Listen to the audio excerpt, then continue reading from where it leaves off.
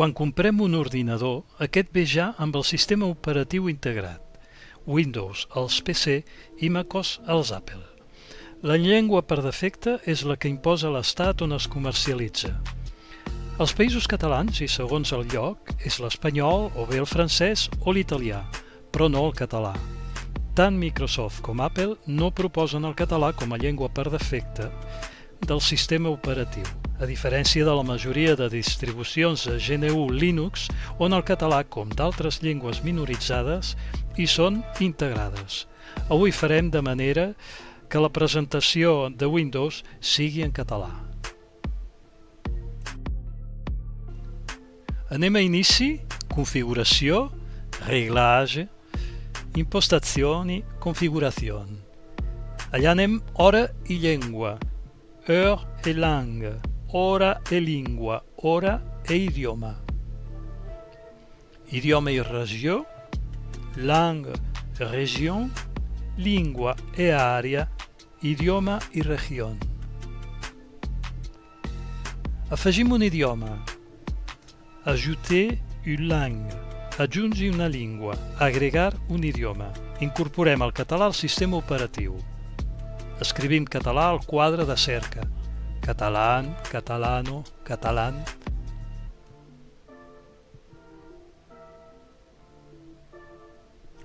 A opcions d'instal·lació, funcionalitat lingüística, opzioni, opciones, ens assegurarem que totes les opcions queden marcades, especialment l'última. Clic i endavant. La descàrrega dels paquets, téléchargement, escarico, descarga. Aquest procés triga uns minuts. A la llengua de presentació de Windows ens assegurem que la llengua pels programes non Unicode és el català.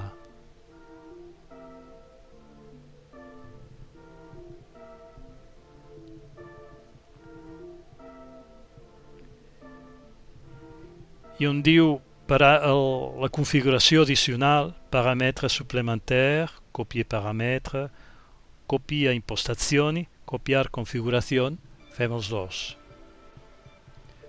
Ens assegurarem que tot està en català.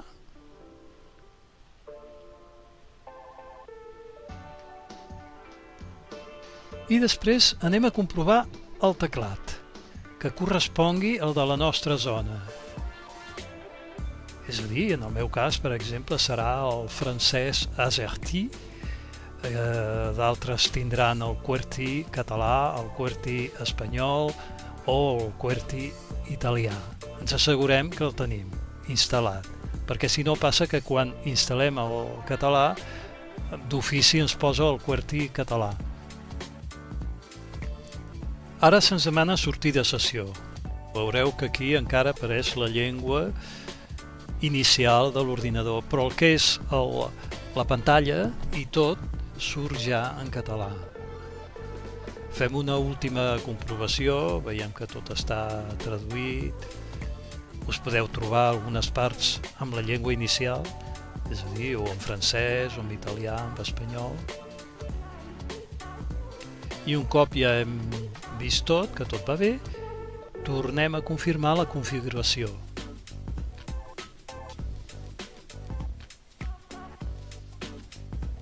I ara sí, podem sortir d'aquí i reiniciar l'ordinador. I així veiem que tot apareix en català. De vegades ho hem de fer diverses vegades perquè acabi de sortir tot en català, però al final tot és en català, com veieu. Posem el PIN, la contrasenya, i veieu, ja està. Ja tenim el Windows configurat en llengua catalana. Bé, espero que aquest tutorial us hagi interessat. No dubteu a escriure, deixar algun comentari o si teniu algun dubte i amb molt de gust us ajudaré.